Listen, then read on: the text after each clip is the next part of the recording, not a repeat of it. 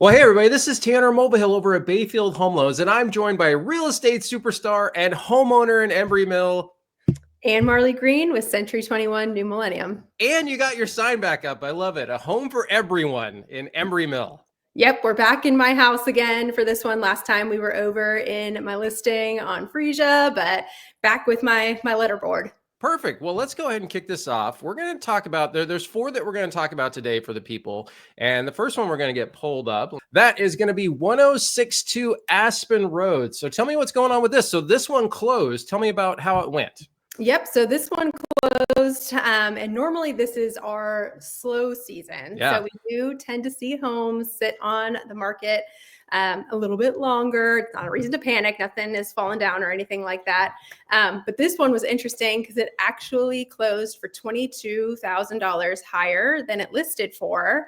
In November. Yeah, in Wow. November. So okay. It was on the market only for 12 days, which is a lot less than we're seeing typically for our pendings that are happening right now. Right, especially in the November, December timeframe. I mean, and we came off the election, so we had that short-term bump in the rates going down, and now they've kind of hovered back up a little bit. So we got some factors working against us. But so what are your thoughts on kind of what the driving factor was on this one that sent it that high? Yeah, so just doing a perusal of the listing, it looked like they had done some maybe upgraded flooring throughout. They had definitely had a conversation with their realtor about staging the home and making it present in the best light, which you can kind of see here in the pictures. Yeah. You know, nobody lives this way. I guess very few people live this way is my assumption. I at least don't live this way. But they had furniture in the house to kind of showcase where a new owner could put their items, but it wasn't overwhelming with personal touches, which I think is really key when listing a house. So I just think they did a good job getting it ready. And it is kind of a blank slate. So the new buyers can come in and, make it their own and customize it how they want to. Well, it's interesting. They almost went with like October, November colors on the listing, which is kind of cool. There's a lot of fall influence here. So very nice. So that gives the folks an idea of kind of what it looks like. Let's go ahead and get to our next one that I'd like to chat about, though. So that's actually, you are very familiar with this one. So 215. How do you say it? Because I messed it up last time. 215 Frisia Lane. Yep. That's right. So 215 Frisia is now under contract. That is your listing. And can you tell people a little bit of the difference between like pending and under contract? What does that mean for the person watching the video? Yeah, so I get that question a lot from buyers, who are out there on Zillow or Redfin app, and they're like, what does active under contract mean? What does pending mean? Active under contract really is supposed to mean that the house has an offer in on it, but there's still some contingencies left. So there are some escape clauses left for the buyer to back out. So it's kind of like hey, we're under contract, but there is a chance that it could come back on. So don't write it completely off. In the MLS, we're able to see if there's a kick out clause or not. If there was a kick out clause, that means you can still see the house, that they'd take backup offers or maybe kick out the current offer they have in hand and put in a new one if that buyer wasn't able to get rid of their contingencies. Interesting. So let's say, for example, a cash offer came in on this property but it was already under contract, and they're like, hey, we're already under contract, but if for whatever reason the buyer did not meet the contingencies, we're ready to take your cash offer right now. Yeah, so we see it on homes that have a home sale contingency. So a buyer is coming in, they're putting an offer in on the house, but they can't buy this house until their current one sells. Right. So they can take the funds from that one and move it to this purchase. That's kind of the trickiest contingency that we see, just because it can take a while, for a buyer to get their current house under contract to be able to have the funds. Yeah. So that's typically when we see the kick out clause, and they still allow showings to be performed at the property. Okay, very cool. So without going into too many details, you're going to be closing in a couple weeks or before Christmas? What are you thinking? Yep, closing next week. We got a nice clean offer in on this one. A lot of happy campers all around. So always love to see that. Awesome. All right. Well, let's go ahead and get to the next one. 432 Gladolia Way. So this is interesting. So this went the other direction. We got a price decrease of $660. What are your thoughts? Yeah, I mean, this one, it's been on for a little bit. They just did a big $15,000 price reduction. I think that is a great price to get a detached home in Embrey Mill. Oh yeah. Um, this one on the inside, it's a little bit more a blank slate. It's kind of builder finishes on it. So another great opportunity for a buyer to come in and kind of make it their own. But yeah, I mean, $15,000 is a pretty decent price drop. So, Right.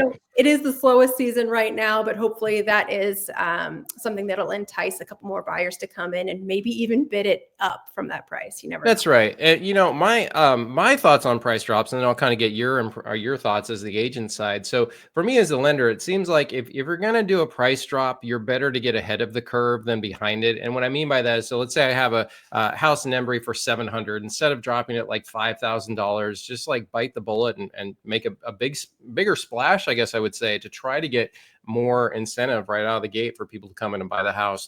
What are your ways that you advise people on that? Yeah, my belief, whenever I have a listing, whether it's a price drop or just the listing price outright, most homes in this area are listed at market value or Hmm. slightly below market value. And the goal for that is to get as many buyers in through the door so that hopefully you get tons and tons of showings. Buyers are pulling up, seeing other buyers leave the house. And it creates kind of this competitive environment where buyers are maybe outbidding each other and getting that price back up. Yeah. I always tell people it's kind of the reverse of what you see on HGTV, where they say the butterfly collector family came in and they got $50,000 off of that sales price on the house. Virginia, Right. at least in this area, tends to do it kind of backwards, where we list it maybe a little bit lower, but trying to pull in all those people to get the price up. Yeah, and that makes total sense to me. And really that competitive part where people start seeing it. The other thing that's kind of interesting in real estate that I know you see, you'll have a listing that you're like, man, this one, it's maybe started off strong, but that was like the second backup house for people, and then you're like didn't have an offer for a week or two, and then so people are starting to lose hope, and then suddenly there'll be like three showings that weekend and three offers. Like it's weird how like that. It is, yeah. I have a listing that's actually closing tomorrow down in Fredericksburg that it was on the market for 3-4 weeks. Just wasn't getting a lot of traffic. I think because it was right when the interest rates were going back up. I mean, there's a lot of different reasons this time of year. But then we just had a weekend of lots of showings, and we got 2 offers in on the same day. So Right. sometimes it's just weird like that. Yeah, I see it all the time, and it always almost makes me laugh. It's like the buyer that's like, oh, nobody's written on it. Let me go look, and then suddenly they find out there's 3 other offers on it. They're like, should have gone the week before, I guess. So, Yeah. all right, the last one we're going to talk about is let's see here, 221 Witch Hazel Lane, and this is a coming soon. Now, we're not going to click through all the photos on the other properties that we looked at, but we did want to touch on this one for people. Now, Anne, go ahead and give me your thoughts on this. And Yeah, so this is an interesting one. I think this is the home to watch to see, kind of what happens next month. Mhm. It's set to go active right after the new year on the 3rd. ah, And we do see this every once in a while with coming soon listings. These are obviously not professional photos. Sometimes agents will come in and they'll do placeholder photos with just their cell phone while it's in coming soon status before they get the professional photos in. I really, really wish we could see what the professional photos look like on this yeah. one. Just because you can see clicking through, I don't know that these photos do it justice because the lighting fixtures have clearly been updated. Yeah, they look Um, great. Once we get to the kitchen, the kitchen looks like it is just stunningly beautiful. It's a little washed out, with the cell phone pictures. The iPhone has gotten much better, but it's still not anything that should ever replace professional photos for home sales, in my opinion. But it just looks like a beautiful home with tons of upgrades. And once those marketing materials come in, I'm sure it's just going to shine. Yeah, and that's such a big point, of the professional photos. And for the people watching, like this, when you're listing your house, this isn't the time to try to save $400 on listing photos, because those really make a difference. I mean, how many times have you shown out of state buyers a property that they loved online or hated online because of the pictures, and then they ended up writing an offer on it, right? Like those people that's what they're looking at when they have you go tour that house to make an offer. Yeah. And I mean, I try to emphasize that in my listings as well. I am a kind of stickler for my process with listings. I always tell people I will not do this. I will never list a photo in the MLS without professional photos, just because most buyers are finding their next home online, whether Yeah. it be through the MLS with us or on Zillow or Redfin or Facebook Marketplace, one of those. This is your first impression of what your house, is going to look like to all the prospective buyers.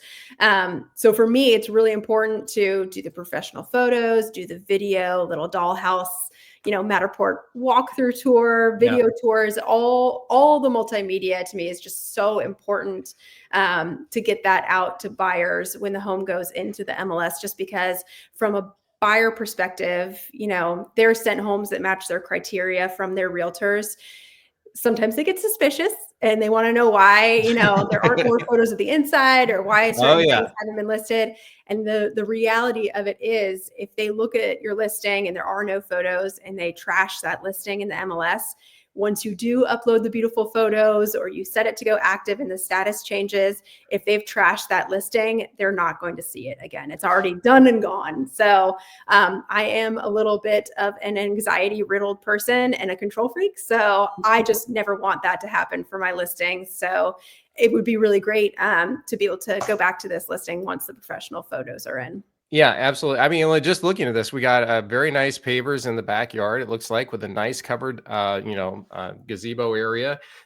They spent some money on that part, so you're right. Hopefully, they're going to get what they're looking for on that 660. But and we are we're heading towards Christmas, and we're heading towards the beginning of the year. And I think it's really important for people, to make sure that if they're thinking about listing their home coming up, when should they be talking to you? You ready to go the day after Christmas? We calling you the day before? What are we doing?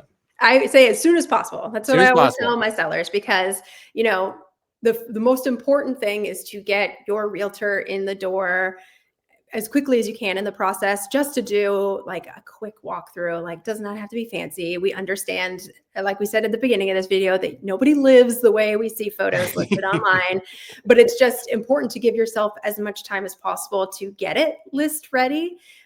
Because it is very stressful selling your house and, getting it painted if it needs it, Yeah. or, moving furniture, getting storage units, whatever you need to do. The maximum amount of time that you can do that is really just going to help you be less stressed out when it comes to the point of actually listing the home. And in this area, we have such a large military presence, and they are getting their orders now. More are going to come out in January and Yeah. February. And I have had several buyers that said, yeah, we really want to aim for, putting offers in on a house in April with the intent of, seamless move-in in May. But I will tell you, being a military spouse and having gone through it, once you get those orders and you start mentally planning for where you want, your household goods to go, what schools you want your kids to go to, many of my buyers start pulling the trigger a lot sooner than April. For them, it's worth it for the peace of mind of knowing what school their kids are going to go to and where they can tell the movers to send their stuff, that they will purchase a house in, January or February and just double up on mortgage payments Yeah. until they can get in. That's worth it to some people. So I would say starting the process sooner than later is a great idea. It's huge. And the other thing to think about too, they can always do a rent back, right? And like you mentioned, especially you having come to this area, if some of your friends reach out to you and you're like, hey, we're thinking about, we're got orders for April, we thought we'd get kicking in March. You're like, no. We need to be starting like January, because you can't count on winning the first couple of offers. You need to be planning like this. This is a longer term game for the buyer. So, as a seller, that you could always do a rent back. That's where basically you're just renting the property from the buyers until the time is up. But the other thing I want to mention too, so I'm licensed in Florida, Texas, and Washington State. If anybody out there has got orders heading those way, obviously I can help in Virginia as well, but please keep me in mind. But Ann, we got an exciting year coming up. I can't wait. We're going to have our videos all year for the folks. So thanks as always for joining me. Yeah, thanks for having me. It's fun as always. Talk to you later. All right, bye.